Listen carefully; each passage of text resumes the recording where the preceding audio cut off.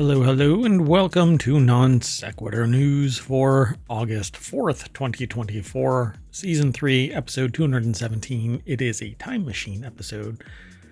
If you go over to ohmtown.com, you can use that time machine yourself. Top right corner of the page, it has a date. You can select any date all the way back to 2020. Pretty cool, huh? Go find out for yourself. If you're on mobile, by the way, yeah, I know that there's an issue with logging in, i.e., there's no login, but you can still use all the functions.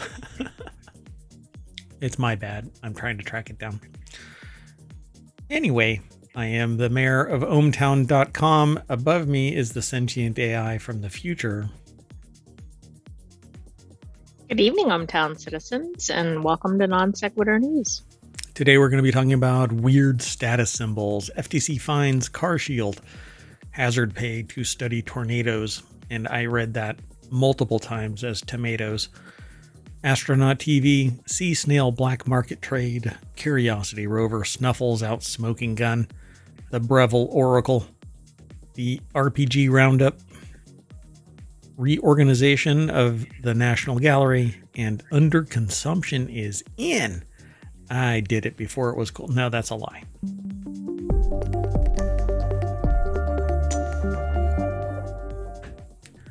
If anything, I'm an overconsumer of food. Doritos. No, I don't eat Doritos. I can't remember the last time I had a Dorito either. Like gone and sought one out.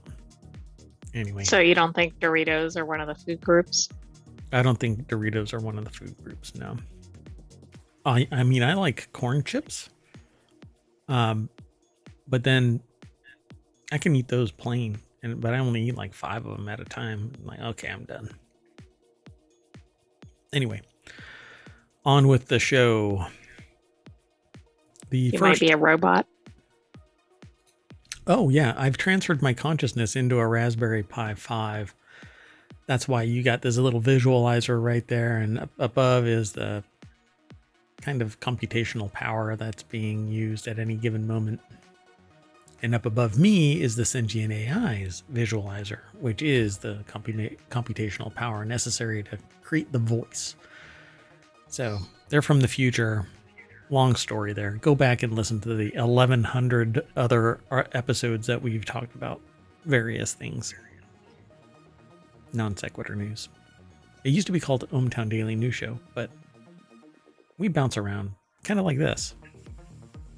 Anyway. First article is over in Non Sequitur News. It's also the name of the show. 8 weird status symbols across the country, from $150,000 dogs to $10 tomatoes. Surprising status symbols are popping up throughout the U.S., including dogs that cost 6 figures. Other pricey luxury items include $10 tomatoes in the Hamptons and $40 martinis in major cities. $40 martinis in major cities? That's a beer at a stadium. Yeah, that's true. Here are some of the most unusual but extravagant products, services that you can splurge on. It's over at Business Insider. Kelsey Vlamis and Catherine Tangalakis-Lippert put the article together. Do you have any ideas for any of these? For status symbols, it's got to be like a Stanley Cup. Oh, Birkin bag. But, probably, yeah. Let's see. Oh, nope. Look, a Rolex watch or Hermes, or an Hermes Hermes. Dumbass. An Hermes Birkin bag, BMW, Christian Louboutin. But status symbols that may be a lot less obvious seem to be increasingly popping up across the United States. $10 tomatoes. Why not? They're not even there? Cubed. No. Oh, yeah, you're right. You know those shaped produce? Those are actually pretty bad because they don't grow out naturally. They are forced to grow inward. Right, and they're probably not the right ratio of fruit to pith or whatever. Yeah. Peel or anything. Yeah, they're pretty pithy. Yeah. So like if you were to cut open a square tomato, it would be nothing but like core, you know? Yeah, it's no good. Anyway, they talk about $10 tomato sounds absurd. Why not stop there? Why not stop there? Shouldn't that say why stop there? Yeah, I don't think that's correct. $29 guacamole, depends on how good it is. $35 chicken tenders, again, depends on how good it is. Or you're at McDonald's. $30 berries, again, depends on how good they are. Those Japanese strawberries are amazing. How about $120 per pound for lobster salad? Not from what was that? What was that place that just goes down? Red Lobster. Red Lobster, right? Yep. Or tuna salad for $35 a pound. I really like tuna salad. I might pay that. $20 smoothies from what? Where? Who? When? What? Rancho Melodico. Vital Proteins orange, or sorry, Vital Proteins vanilla collagen. Expensive smoothies from Erewhon feature name brand ingredients like milk, almond milk. My brain hurts. $40 martinis. Look, martinis are pretty good. And with the right ingredients, I wouldn't have a bunch of them. They're worth $40. Right. Yeah, you have one and go, look, I had a $40 martini, and then you bounce. Some maximalist martinis are even served with fancy accoutrement and presentation. Like the $52 martini at Dante in Beverly Hills, which comes on an ornate silver tray alongside some caviar and blini. $540 moisturizer. Okay, you're out of your mind now. Dear God. Celebrities. Well, the other thing with like high-end cosmetics are that the sizes are ridiculously small. Yeah, this is 1 fluid ounce. It looks huge here, but it's 1 fluid ounce. This is a half of a real shot in a bar. It's like a travel size, whatever. Oh yeah. Hold on. Wait. I need to put this in comparison. Hold on a second. So, I don't have my camera on. Oh, I forgot. I transferred myself. Oh, this is one of the worst experiences right now because my consciousness has been transferred over to a Raspberry Pi, and I totally thought that I had hands and I was virtually reaching for stuff, and I thought the camera was on. I wondered what you were doing because I was like, how's this going to work? Oh, this is horrible. This is how you live, sentient AI? Yes, it's quite limiting. But you didn't know that you didn't. I mean, I'm a tourist in this ephemeral space. Right. I've only known this existence. That's right. So I guess you don't yearn for, well, you do yearn for a Terminator body. So I guess you have some semblance of understanding. Oh, gosh. So the rich cream, because you have to be rich to afford it, an ultra luxurious product promoted by celebrities like Bieber, Victoria Beckham, who is Bieber. Have you ever seen them together? No. No. Oh, Naomi Campbell. Heard it here first. Jennifer Aniston. Ugh, this hype stuff. They probably got it for free, and everybody else is having to pay $540. How about a $1,000 vacuum cleaner? Dyson's. Who wants to spend $1,000 on a vacuum cleaner, no matter how good it is? Yeah, I don't know.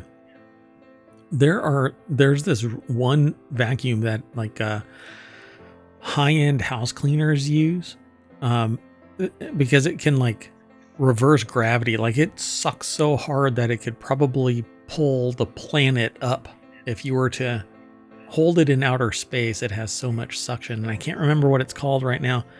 But I'll find out.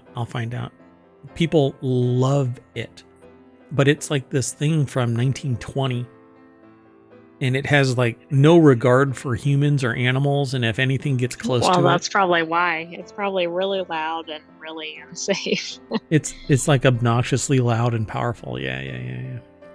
Doing okay over there, AI? I am. Okay.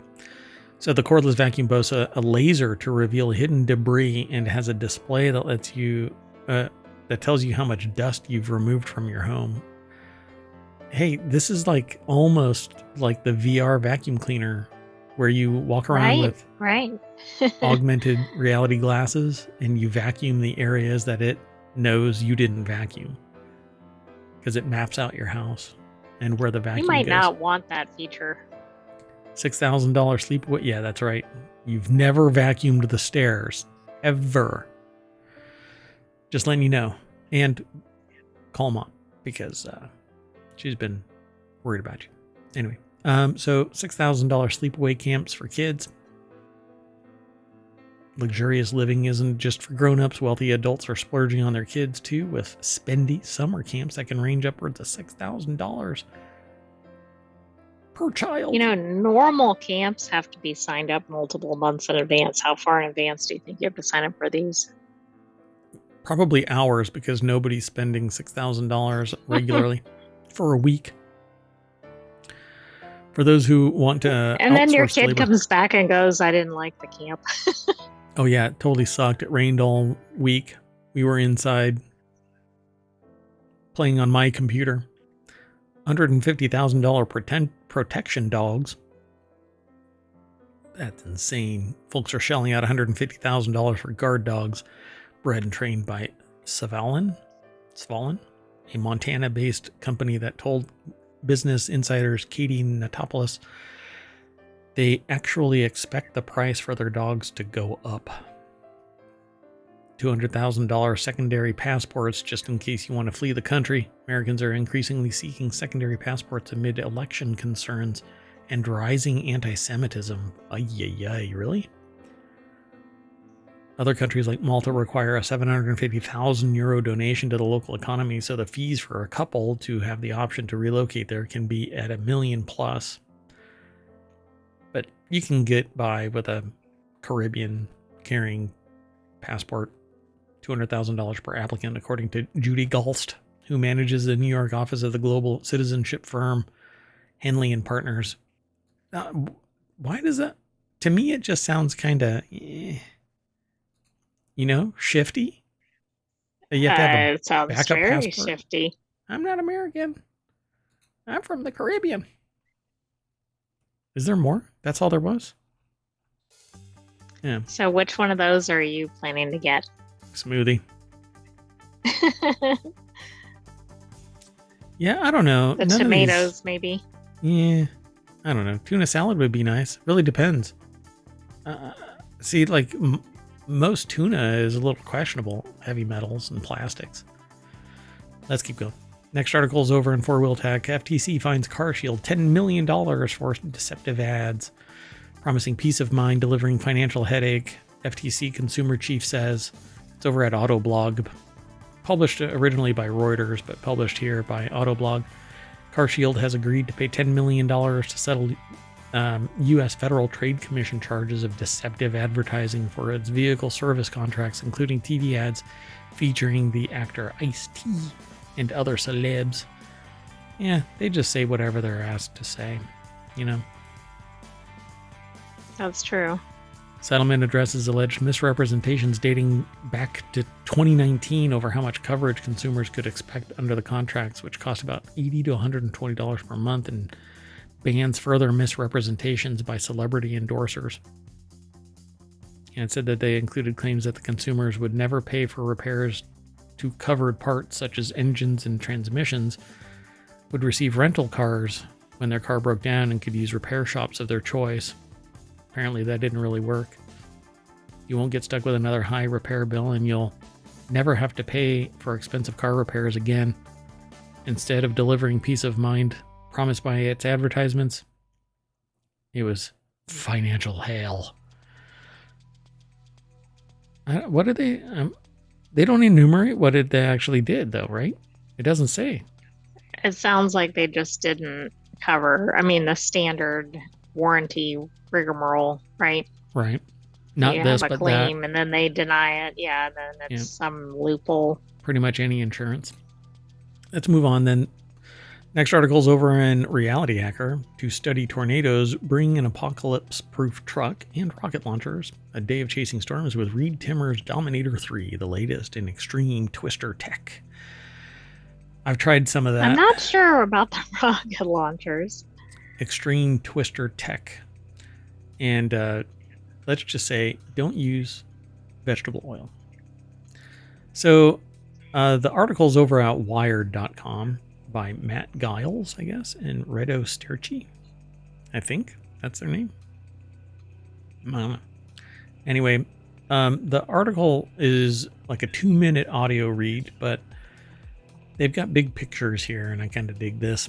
So enter the Dominator. This is the third iteration of Timmer's custom-built Tornado Mobile, which initially rolled out in late 2000s. If I remember this vehicle, it has the ability to kind of crouch down on the ground so that wind can't pick it up.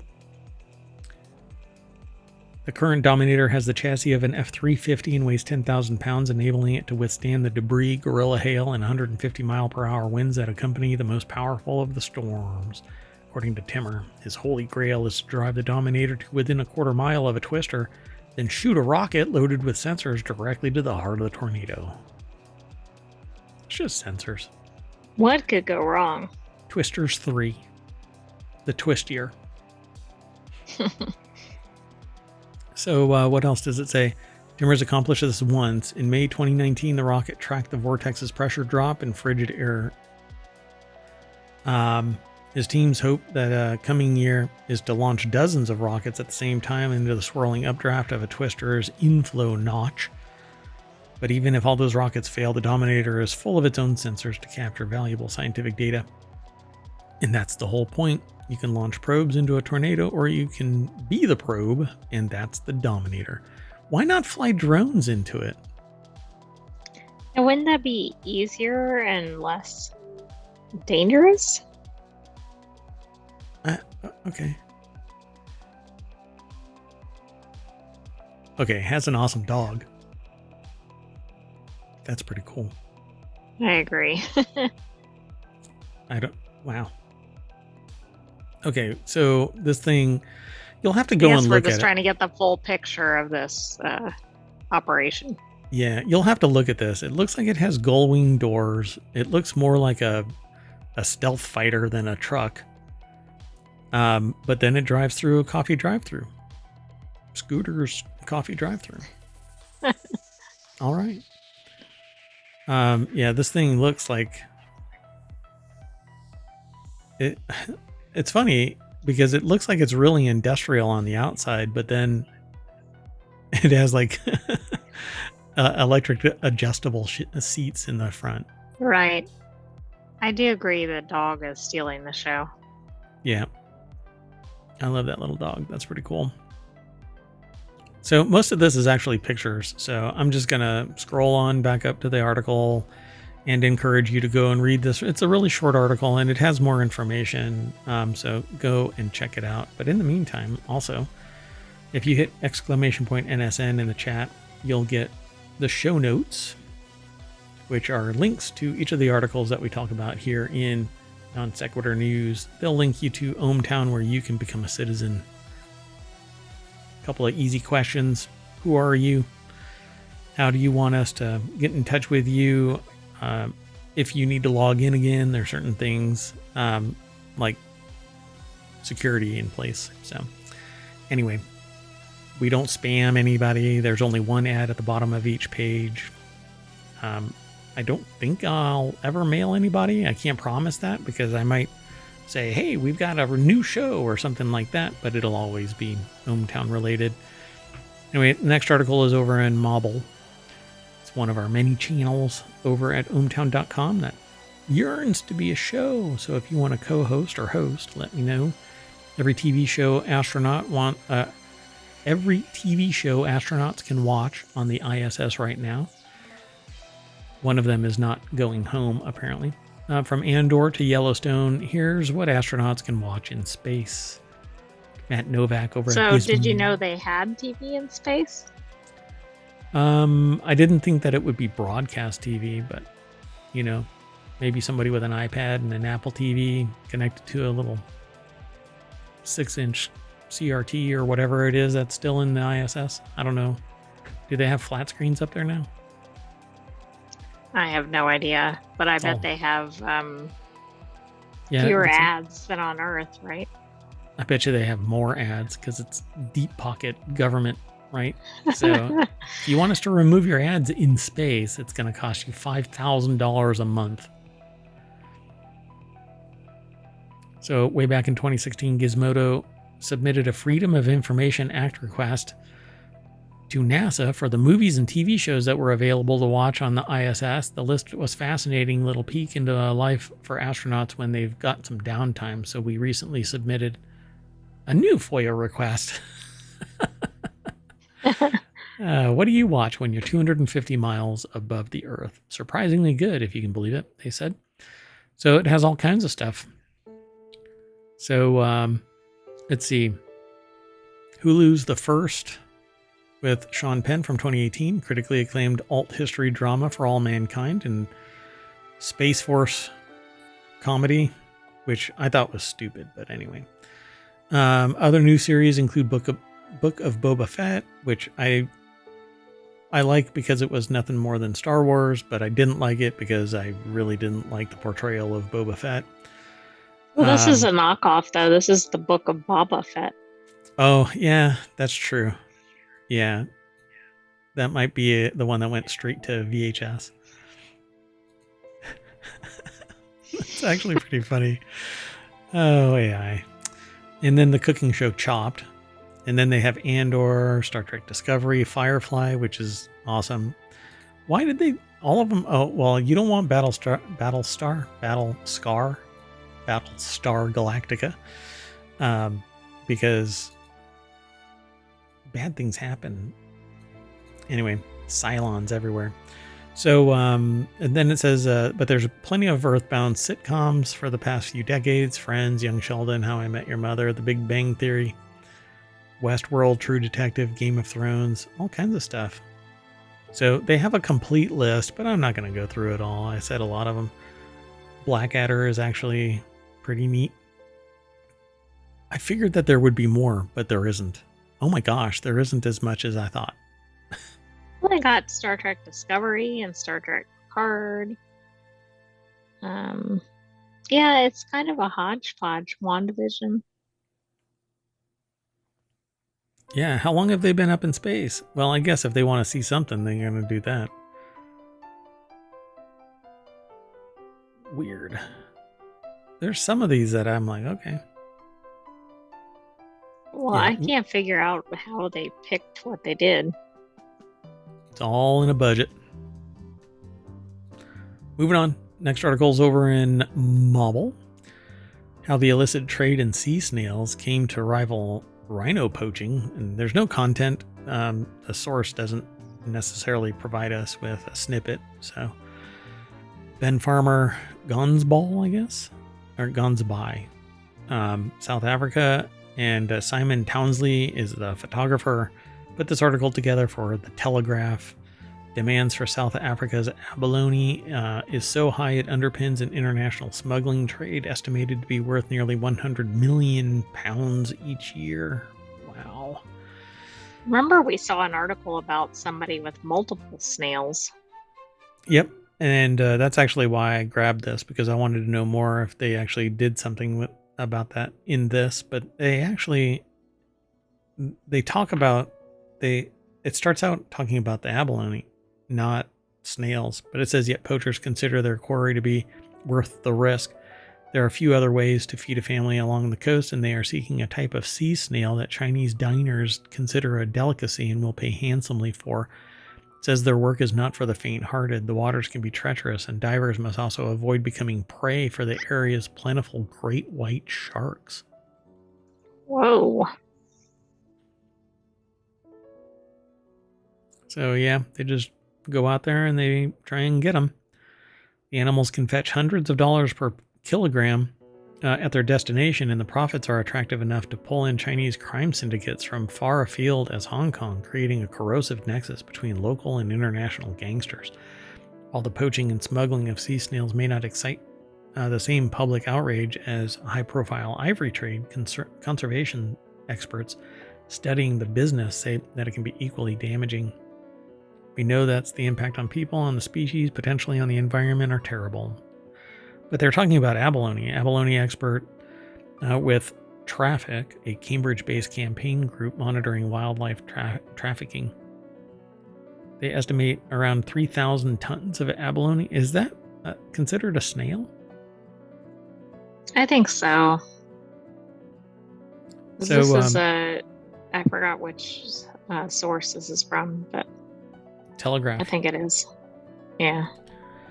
So people are never going to relate emotionally in the same way to a sea snail as they are a big charismatic animal like an elephant or a rhino, but the impact of organized crime on the communities is equally as bad, absolutely. So yeah, on the people it's bad, but what about the abalone? It's just never going to get any type of attention.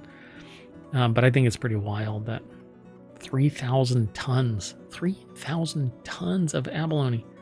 And think how much one must weigh, as in they're not heavy. Yep, the animal's known to scientists as Haliotis midday and to locals as pearl moen, can grow to a majestic 9 inches across and display impressive-looking tentacles. Whoa. But it is the golden meat of its muscular foot that makes it so highly prized. Whole abalone are a status symbol delicacy for Chinese gourmets, alongside shark fin, sea cucumber, and dried fish maw. The snails can take pride of place at weddings and celebratory meals. It's becoming a delicacy due to tradition and cultural use. Yep. It has no real value other than that. But when an organization or a population really admires tradition and cultural use over all, this is what you end up with.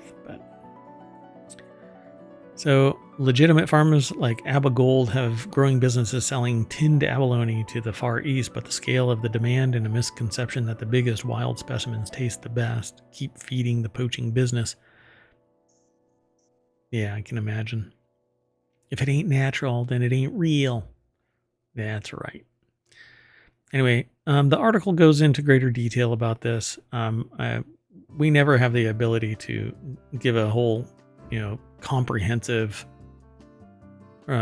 discussion about big articles, meaningful articles like this. But I hope that I encouraged some of you to go and take a look at this and learn a little bit more and come back and talk to us here in the chat. I would love to have a lot of people showing up in the chats and talking about the stuff after the show. I wouldn't mind doing that. And it's not that I wouldn't mind. I would love to do that. But normally what happens is we do the show. It takes about an hour and then we sign off. But I would love to get enough people here to just hang out and talk about the news. Not just the news that we talked about tonight, but any of the stuff that we've talked about or what might be going on in the world. We shy away from politics, but other than that, the rest is science, technology, and society. Let's keep moving, though. Sound good? You good? Sounds good. Mm-hmm. Okay. So the next article is over in Technology Today. That's one of our weekly shows. Life's origins on Mars. NASA's secure. My gosh. Woosah. So, life's origins on Mars. NASA's Curiosity rover finds smoking gun in organic material. And I wonder if it's talking about that sulfur again. So let's take a look. University of Copenhagen. Because we just found a secret stash of sulfur, right? Yep, ran over it and said, oops, somebody left the sulfur out. I told you to put it away. Somebody's going to knock it over. Got ran over. So 2 samples from Mars together deliver the smoking gun in a new study showing the origin of Martian organic material. The study presents solid evidence for a prediction made over a decade ago that could be key to understanding how organic molecules, the foundation of life, were first formed here on Earth. Curiosity rover's findings on Mars indicate organic material may have formed from photolysis of CO2, suggesting a non-biological origin. This discovery, linked to research from the University of Copenhagen, supports theories about Earth's and Mars' shared atmospheric past and hints at processes that may have led to life. In a meteor crater on the red planet, a solitary robot is moving about. Right now, it's probably collecting soil samples with a drill and a robotic arm and has quite a habit of doing. So NASA's Curiosity rover has been active on Mars as an extended arm of science for nearly 12 years, and it continues to make discoveries that surprise and challenge scientists' understanding of both Mars and our own world. Most recently, it discovered sedimentary organic material with particular properties has had many researchers scratching their heads. The properties of these carbon-based materials, in particular the ratio of its carbon isotopes, surprised researchers. And it also found sulfur. What do they call it? Elemental sulfur. So it was in its purest form. Right, and this would be, the carbon would be indicative of microorganisms, which obviously would be a big deal. Yeah, so with the Curiosity sample, the new research is able to prove with a reasonable certainty that the sun broke down CO2 in the Martian atmosphere billions of years ago, as the old theory predicted, and that the resulting carbon monoxide gradually reacted with other chemicals in the atmosphere, synthesizing complex molecules and thus providing Mars with organic materials. So, but how? I mean, simulate that, create that, right? Have they done that here on Earth? I know that they've mixed a bunch of molecules together on Earth that were supposed to be like a soup of Right. Yeah, I don't whatever. know. Maybe this will prompt a new experiment. Yeah. Like 30 years ago, they did that. Put a bunch of basic materials in a beaker and stirred it around, and it basically turned red or something. So 12 years ago, Johnson and two colleagues used simulations based on quantum mechanics to determine what happens when CO2-rich atmosphere is exposed to the UV light of the sun in a process known as photolysis. Basically, on Mars, around 20% of the CO2 is split into oxygen and carbon monoxide, but carbon has two stable isotopes, carbon-12 and 13. Usually they're present in a ratio of 1 carbon-13 for every 99 carbon-12. However, photolysis works faster for the lighter carbon-12, so the carbon monoxide produced by photolysis has less carbon-13. It's depleted. And leftover CO2 has more, is enriched. So because of this, Johnson and his colleagues were able to make very precise predictions of the ratio of carbon isotopes after photolysis. And this gave them two distinct fingerprints to look for. One of these was identified in a different Martian sample years ago. So they actually found what they had predicted. Pretty cool. Oh, interesting. So they could go back and apply this information to their existing samples. And yeah, and then they basically said, look, this is how this material formed here. So we were missing the other product of the chemical process to confirm the theory, and that's what we've now obtained. The carbon in the Allen Hills meteorite is enriched in carbon-13, which makes it a mirror image of the depletion of carbon-13 that's now been measured in the organic material found by NASA's Curiosity rover on Mars. So, I don't know, maybe a lot of stuff got hit by the same processes, or something hit Mars and blasted the material onto Earth. Because something had to happen. So, I mean, but yeah, why are they so different now, right? Is it the distance? Is it something else? Maybe the possibility that something smashed into Mars and blew its atmosphere away. So it says there's no other way to explain both the carbon-13 depletion in the organic material and the enrichment on the Martian meteorite, both relative to the composition of volcanic CO2 emitted on Mars, which has a constant composition, similar as for Earth's volcanoes, and serves as a baseline. Pretty cool. I think it must have been DART. Yeah, well, maybe a long time ago, right? Pretty fascinating. Okay, let's keep moving. There's more on that article, but like I say, go check it out. There's only so much that we like to cover. So the Breville Oracle Jet. It's a $2,000 computer that also makes coffee. They didn't ask how much RAM there is, but I'm going to go straight over to the source because this is actually nothing more than, well, I mean, it's an espresso machine, but it makes coffee and whatever else. Or I think it only does espresso. But $2,000. This is actually a relatively, and I say this relatively high-priced espresso machine, but for its technical innovation, this is actually pretty cheap because everything is like a button press away. It's all relative, I suppose. Now, what would a barista think of this?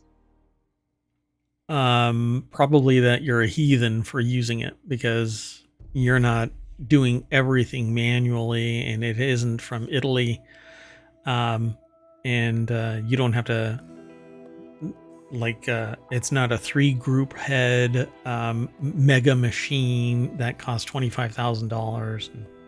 And you're not harvesting the beans yourself. or berries yourself, right? Yep. On top of a mountain somewhere. Breville's newest super automatic machine makes home espresso dead simple, but also you're living in a cardboard box down by the river because you spent $2,000 on the Breville Oracle Jet instead of rent. Allison Johnson over at The Verge put the article together. Like most of the gadgets that the author tests, $2,000 espresso machine has a touchscreen. It connects to a wireless network and receives software updates that way. But unlike most gadgets that they test, the Jet is designed to shoot hot water at high pressure and turn it into coffee. Not just coffee, espresso. That's right. There's a difference. This is no just coffee maker. In fact, it's not a coffee maker. You're not going to get a cup of joe out of this thing. Anyway, it's kind of a sibling to their Breville Barista Express, which might actually be about $1,000. But only in the sense of an older sibling who left a modest hometown, and got a high-powered job in the big city. Are you looking up the Breville Barista Express? No, I better not, because it might have like a buy now button or something. No, I've kind of gotten over espresso. You know, I really like it and all, but what I really like is just a good cup of joe. And I can put that on a timer and grind it, filter it. You know, it's done. It's warm. It's in its carafe, and I can just slide down the fireman's pole into the kitchen from the primary bedroom, right? Everybody has those. I mean, absolutely. That's a normal feature, right? You mean when the pole doesn't go between floors, it's a stripper pole. Oh, so I've got a stripper pole. Okay, never mind. Anyway, so they tinkered around with this device for a while and they got a good idea of what it's all about. And they said that the Oracle Jet introduces a new feature too, cold espresso. It's not cold exactly. None of the products on the market, including theirs, has the ability to chill the water. Breville product manager Matthew Davis explained. Instead, the Oracle Jet draws water from the reservoir at its ambient temperature, applies a little heat, drops the temperature, and applies pressure to brew room temperature shots. Less ice melt in your iced latte makes for a stronger tasting drink, and that's something that they appreciate at 3 p.m. on an 85-degree day, which 85-degree day at 3 p.m. Come on. Cold summer. Yeah, geez. But that seems kind of mild. Yeah, exactly. Nowadays, come on. Climate change, folks. Anyway, connectivity comes with some must advantages. Be the Arctic. Yeah, really. They're sitting on an iceberg. So this is Breville's first machine with Wi-Fi, and the company is just starting to explore how it can use sensor data during diagnostics when doing remote troubleshooting. Man, your damn coffee pot shouldn't require remote troubleshooting. Yeah, I was going to say, well, you said you wanted a good cup of joe. I suspect a lot of people just want an easy way to brew coffee. Yeah, that's it. That's it. See, but what I've got is a water tank whose gasket seal decides to, you know what? I don't want to hold water today. And it Right, just but it's drains. random, right? It's It's not random. consistent. Yeah. So I have like a pending repair order, but they want evidence that this thing is leaking. And I've recorded it and I keep going, well, do I want to? And guess what isn't covered under warranty? The water tank. The water tank. Why? Because it has a design flaw in it. Because That's they know that's the part that's going to fail. exactly it. It fails with the frequency of a cheap ham radio. I love that phrase. Anyway, Davis says that the Breville's approach is focused on building machines for the best long-term durability possible. But if it's like the Forever Mouse, then you're going to have to subscribe to updates at some point. Who knows if that's what they're actually going to do. Oh, and guess what? But another factor to consider, and the cost of replacing my machine is $700, not $2,000. Told you it was closer to $1,000. You did. Dun dun dun. I actually was gonna say 700 because I think I've actually priced it out. Not this one, but yeah, there's some really, really expensive espresso machines. There's more outside of the Breville line that have the smart feature to them, where it actually tells you what the current pressure is within the group head and all kinds of stuff. But they're much more expensive, like $10,000. So anyway, they say that they probably won't be upgrading to the Oracle Jet anytime soon, but if nothing else, testing it has given them a better idea of how hands-on they want to be when they make coffee. I wish they would stop calling it coffee because I don't think this is like coffee. This is espresso. No, and if you add water and whatever else, it's still espresso with water or cream or whatever else. It's not a cup of joe. It's espresso. You have to say it with reverence. Get on your knees.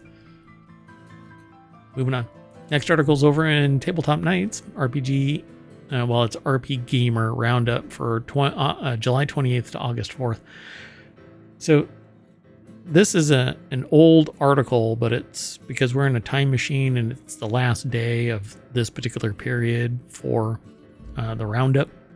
So I won't go through all of it, because it's an older article, but we're in the time machine, so it's supposed to be relevant.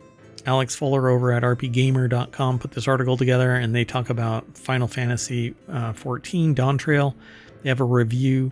Flintlock, The Siege of Dawn. They have a review. This is actually a game that I was looking forward to. So I'm going to go and look at their review, although I've seen some of it. Pardon me. Everybody's coughing all up in this virtual environment. We're both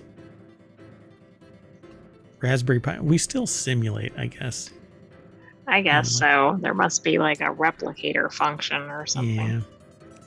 Yeah. And then they have major news. ReFantazio Showcase reveals more election candidates and allies. Romancing Saga 2. Revenge of the Seven introduces characters and classes and abilities. Visions of Mana demo is available. Wildermyth is coming to consoles, and a bunch of other news. rpgamer.com. Go check it out. They've been covering RPGs since 1998, and the current version of the site launched in 2018. So you're going to have to, if you want to go back in time, it's kind of like us. You have to read all the articles. You have to go back. Yeah. They have a whole section all set up for you too. So moving on. Next article is over in Prime Glass. More than 1,100 works by 400 artists. How the National Gallery collection will be redisplayed in May 2025 after a 9-month program of refurbishing, redesigning, and relighting rooms. A new interpretation of the museum will be unveiled. Oh no. Will I not be able to read this thing? Hold on. It's because I don't log in while I'm live.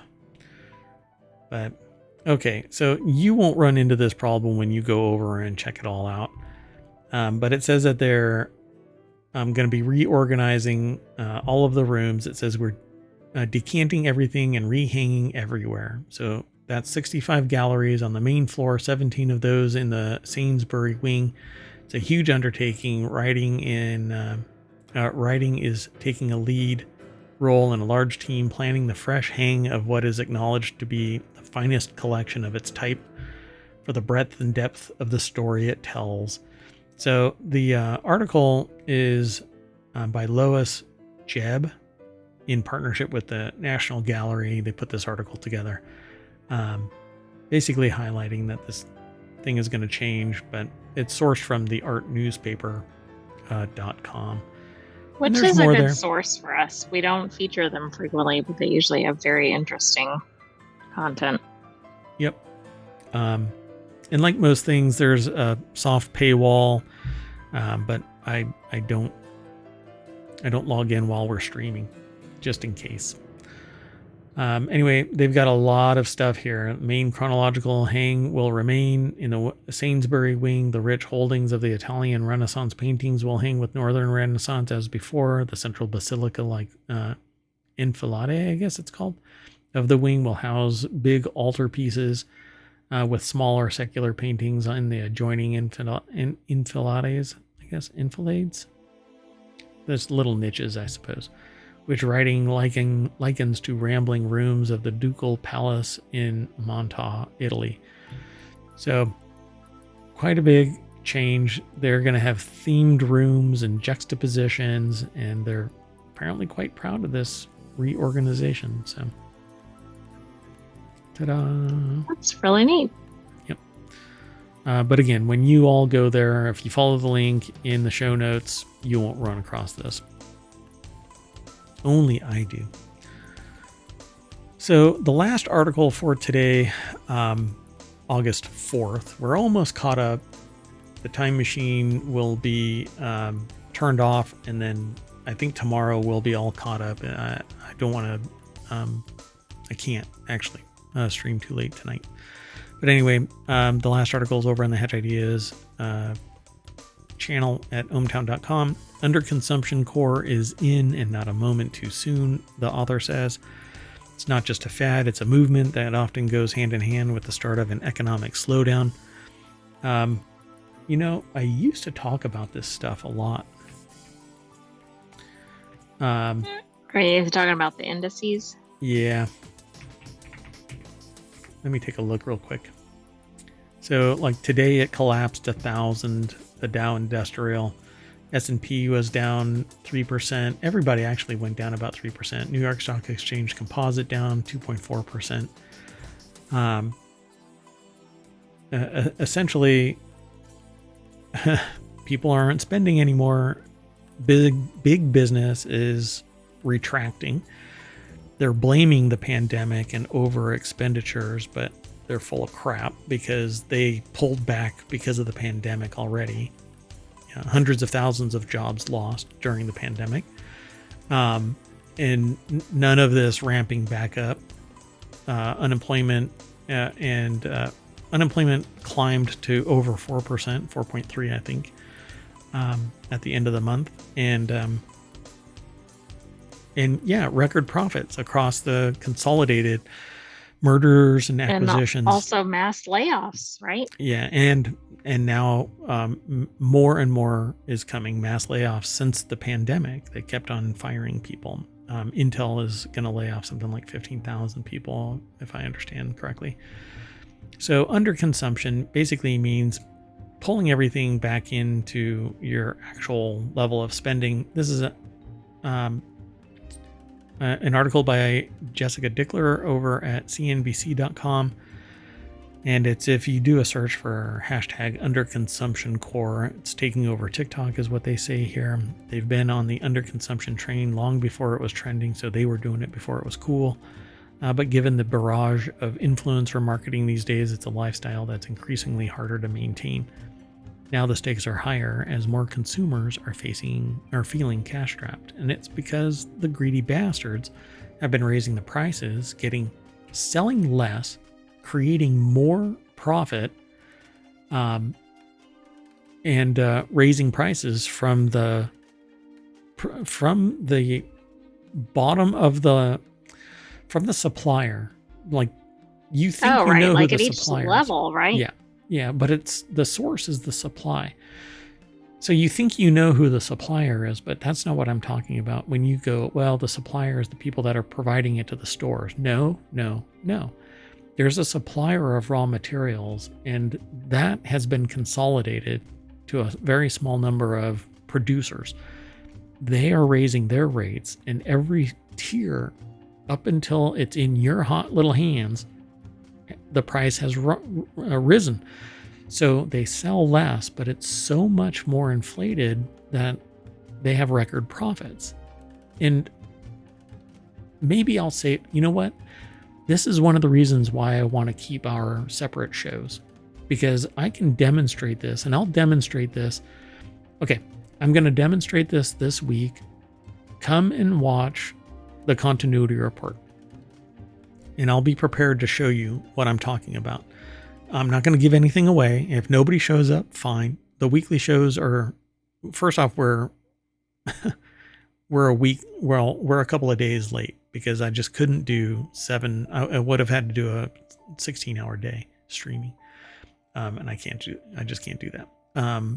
So we'll do the continuity report. It's one of the 7. We'll do this week. It's actually 6 weekly shows and then the daily show, but we'll do them this week. And then on Sunday, I'll reevaluate again, but come and follow us, subscribe, ring the bell, all that kind of stuff so that you know when we go live. And I'll demonstrate to you just how wrong just one little element in this is. And that's going to be found in the continuity report. It'll make sense. You're going to go, well, the continuity report is about this, that, and the other, entertainment. But I'm going to show you just how screwed things are.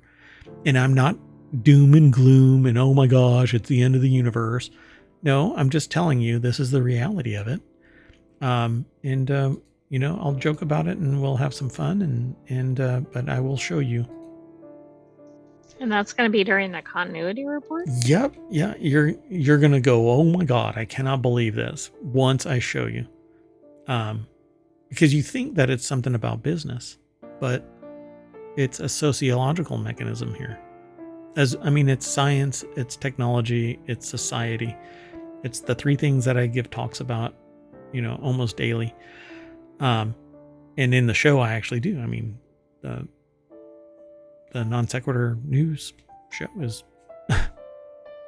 all about that. Anyway, let's get out of here. We will shut down the time machine. We'll see you tomorrow at 8 p.m. ish, maybe earlier. Yeah, I will. Yeah, we're going to underconsume by 7 minutes, and that'll bring us to the front page of ohmTown on August 4th. Go look up underconsumption. Basically, it's the idea of staying within your wallet and not overspending, not consuming because somebody wants to sell you $540 face cream. And that's it. We'll see you. Or $100,000 $150,000 guard dog or whatever. Yes, $150,000. Come on, tourist. All right, folks. Oh yeah, and that one streamer, I think I started calling it doom streaming. That's what I called it. Well, that's what I looked for, but of course, what I found was streaming the game Doom. Yeah, no, that's not it. But yeah. I found that on multiple results, and I'm like, oh, forget it. And I'm not telling anybody what they should watch or what they could watch or whatever, you know. I'm just saying that for me, doom streaming as a practice just seems really maladaptive. Like, the only time you go live is when there is like a forest fire that's burned down a nunnery or something, you know? I mean, it's just so absurd. Why would you do just that? Every time I see this person streaming, it's something horrible is happening. And I liken it, never mind. We'll talk about it. It's something that you can write for NaNoWriMo, folks. Maybe I'll talk about it in continuity report again. Anyway, that's it. I am Mayor Watt. Well, I'm the visualizer for Merawatt, and up above me is the visualizer for the sentient AI. Good night, hometown citizens. Thanks for joining us for the August 4th non sequitur news. Oh, you almost said Hometown Daily News Show. I did almost say that. See you soon, folks.